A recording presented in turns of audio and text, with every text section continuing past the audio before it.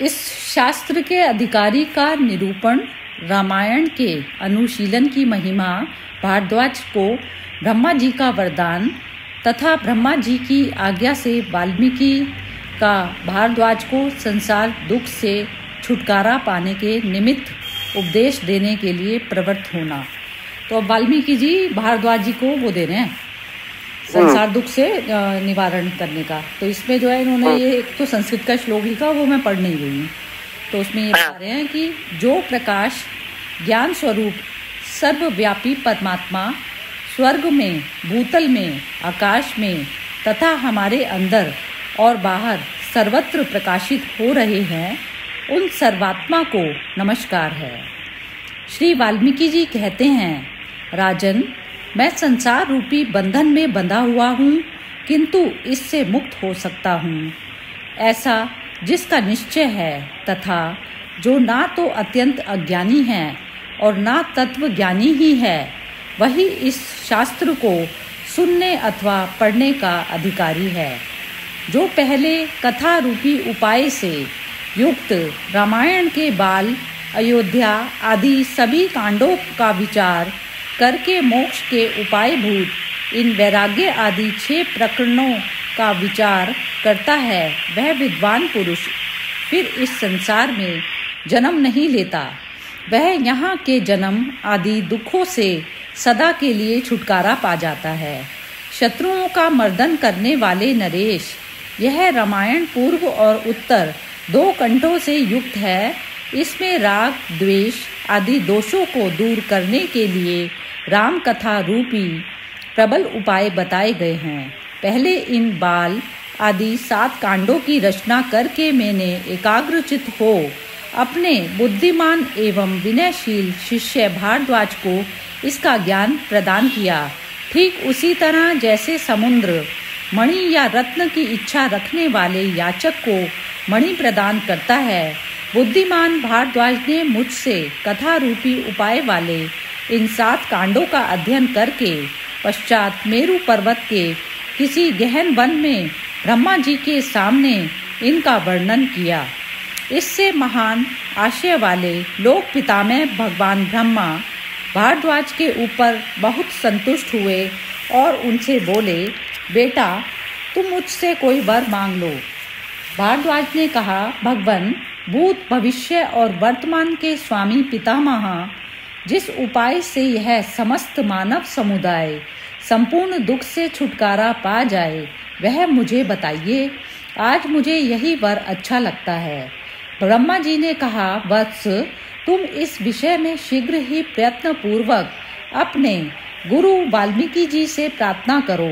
उन्होंने जिस निर्दोष रामायण की रचना आरंभ की है, उसका श्रवण कर लेने पर मनुष्य संपूर्ण मोह से पार हो जाएंगे। श्री वाल्मीकि जी कहते हैं, भारद्वाज से यूं कहकर संपूर्ण भूतों के सृष्टा भगवान ब्रह्मा उनके साथ ही मेरे आश्रम पर आए। उस समय मैंने शीघ्र ही अर्घ्य, पाद्य आदि के द्वारा उन भगवान ब्रह्मा जी का पूजन किया। तत्पश्चात समस्त प्राणियों के हित में तत्पर रहने वाले ब्रह्मा जी ने मुझसे कहा, श्रेष्ठ महर्षि, श्री रामचंद्र जी के स्वभाव एवं स्वरूप का वर्णन करने वाले इस निर्दोष रामायण का आरंभ करके जब तक इसकी समाप्ति ना हो जाए, तब तक कितना ही उद्वेग क्यों ना हो, तुम इसका परित्याग ना करना। इस ग्रंथ के अनुशीलन से यह जगत इस संसार रूपी क्लेश से उसी प्रकार शीघ्र पार हो जाएगा, जैसे जहाज के द्वारा लोग अविलंब समुद्र से पार हो जाते हैं। तुम लोकहित के लिए इस रामायण नामक शास्त्र की रचना करो। इसी बात को कहने के लिए मैं स्वयं यहाँ तक आया हूँ। तत्पश्चात वे मेरे उस पवित्र आश्रम से उसी क्षण अदृश्य हो गए।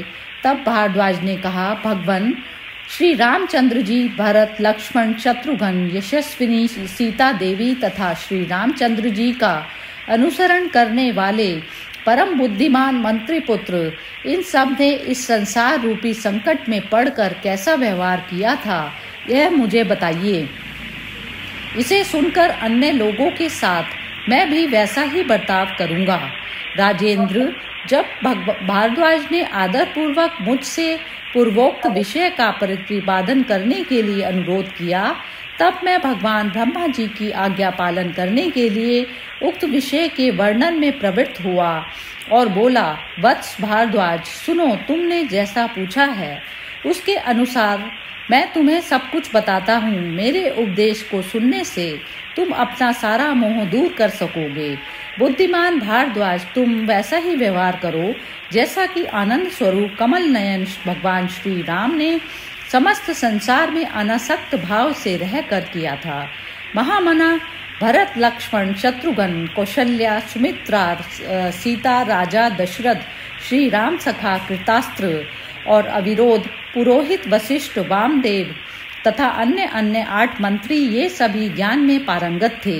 दृष्टि, जयंत, भास, सत्यवादी, विजय, विभीषण, सुषेण, हनुमान और इंद्रजीत ये श्री राम के 8 मंत्री बताए गए हैं। ये सब के सब समदर्शी थे। इनका चित्त विषयों में आसक्त नहीं था। ये सभी जीवन मुक्त आत्मा महात्मा थे और प्रारब्धवश जो कुछ प्राप्त होता उसी में संतुष्ट रहकर तद अनुकूल व्यवहार करते।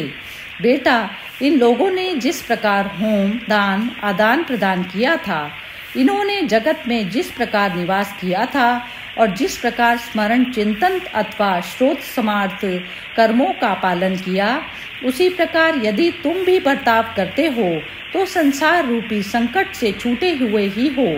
उदार एवं सत्व गुण से संपन्न पुरुष अपार संसार समुद्र में गिरने पर भी यदि उपयुक्त उत्कृष्ट साधन को अपना ले तो उसे ना तो कभी शोक प्राप्त होता है और ना वह कभी दीनता अथवा दुख में ही पड़ता है। यह सब प्रकार की चिंताओं से मुक्त हो वह परमानंद सुधा का पान करके सदा के लिए परम तृप्त हो जाता है। अब ये 8 कारण क्या थे? जरा एक सेंटेंस बीच में आया था। 8 उपाय। 8 कारण थे। दृष्टि है, जयंत। किसके हाँ, किसके 8 कारण थे?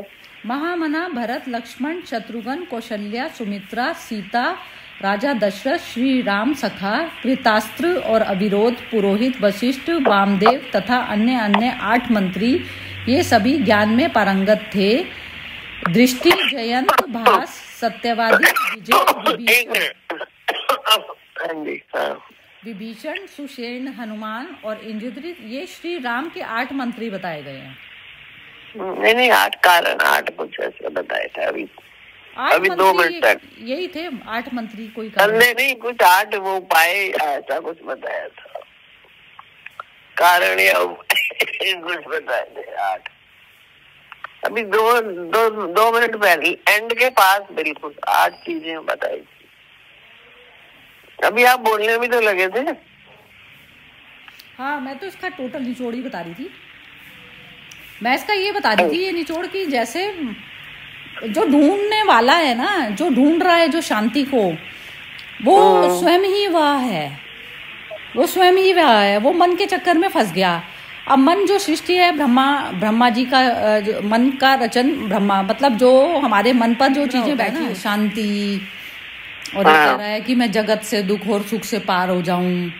तो ये जो ढूंढने वाला है ये भूल गया बस कि मैं वही हूँ। ये चीज भूल गया। अब उसने जैसे कहते हैं ना, सृष्टि बनाकर क्या मन से हुआ। जैसे कोई सपना देख रहा है ना, सपना देख रहा है, वो कह रहा है मैं यहाँ हो आया, मैं वहां हो आया, होके तो वो कहीं भी नहीं आया। वो बैठा हुआ तो पड़ा हुआ तो बिस्तर पे ही था। वो होकर समझ रहा है कि मैं यहाँ हो आया, वहां हो आया, उसी में वो दुखी सुखी हो रहा है। बस ये संसार ऐसा ही है।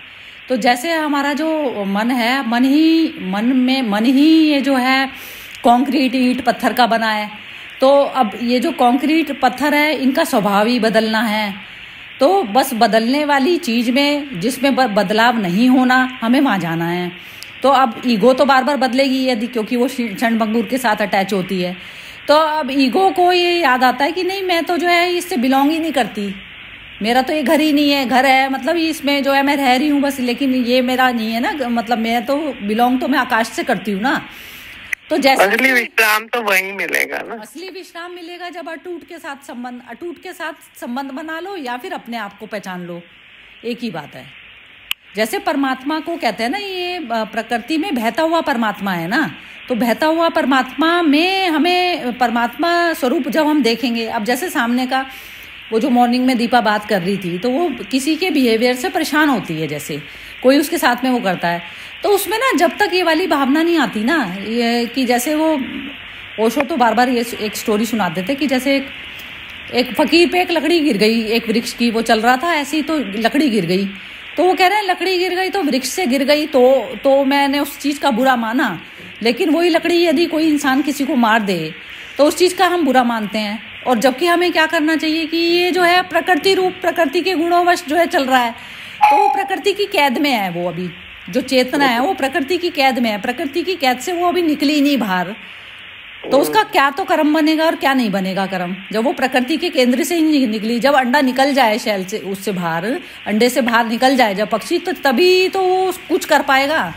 जब अभी वो शैल से बाहर ही नहीं निकला तो वो क्या कर पाएगा, तो वो कर्म वाली कैटेगरी में तो आता ही नहीं ना। ये सारा इसमें स्टोरी कम थी, डिटेल ज्यादा थे इसमें, है ना। ऐसे तो ये पूरे शास्त्रों का यही चक्कर है और कुछ नहीं। हाँ, डिटेल ज्यादा थे, कोई स्टोरी नहीं थी इसमें खास। ये पूरी ही किताब में आपको ऐसे ही मिलेगा।